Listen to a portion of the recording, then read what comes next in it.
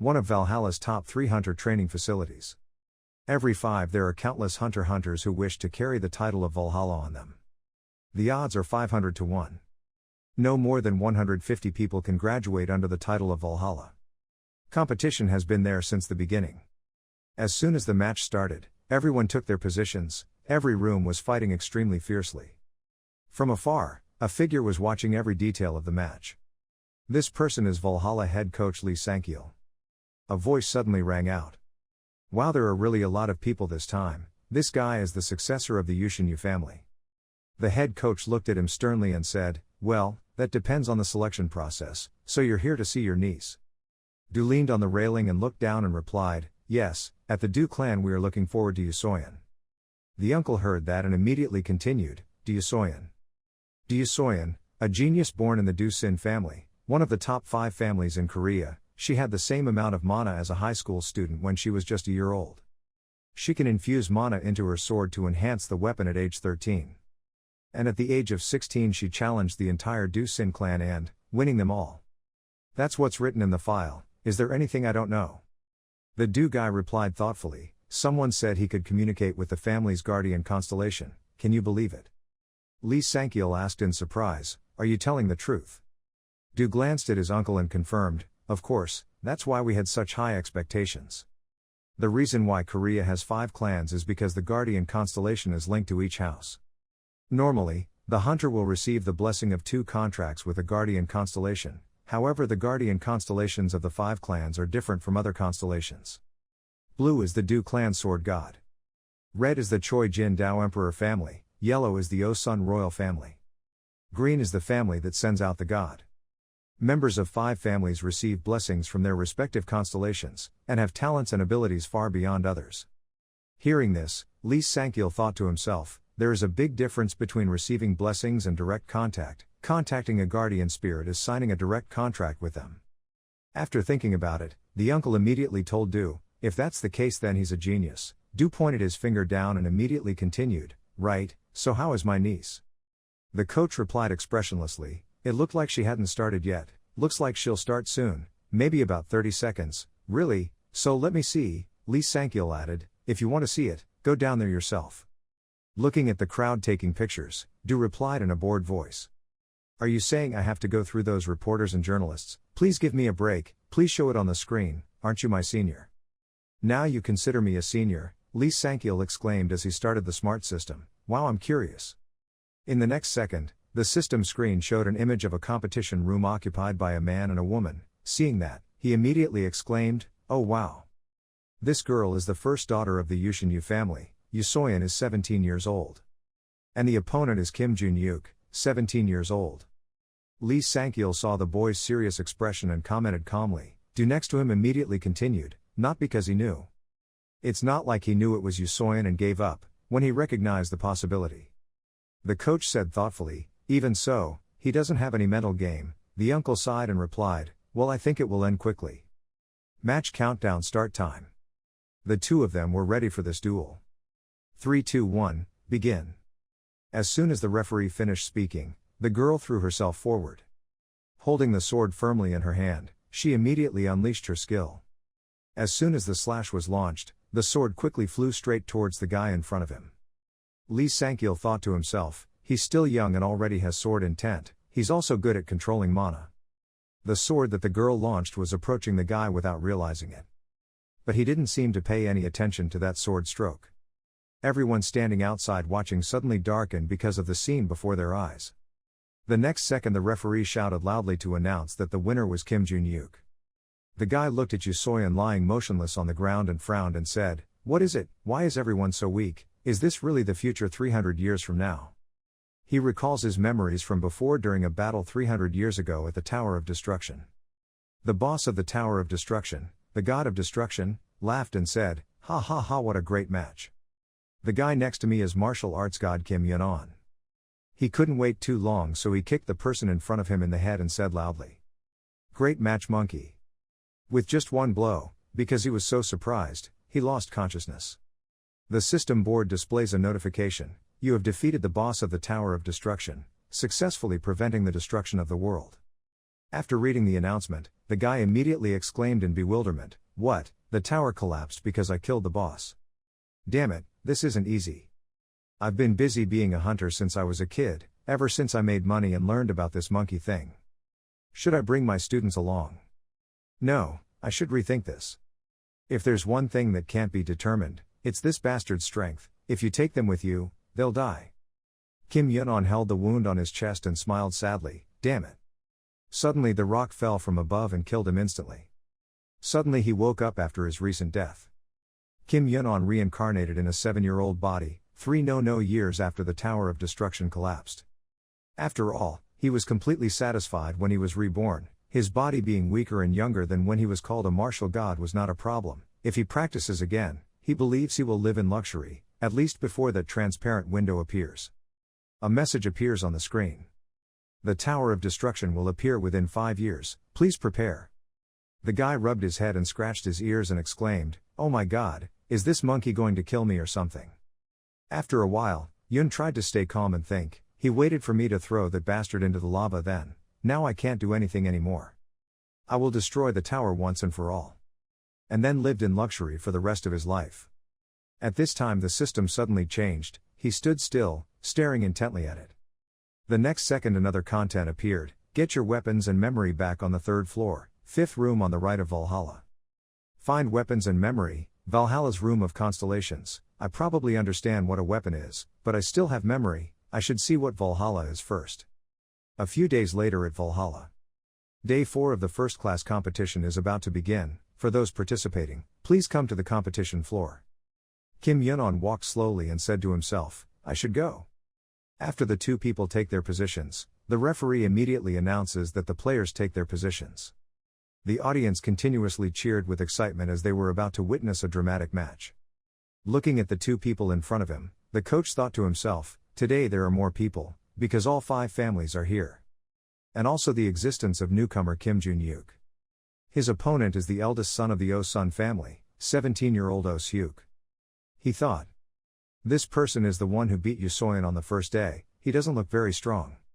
Well, if I defeat him my image will increase.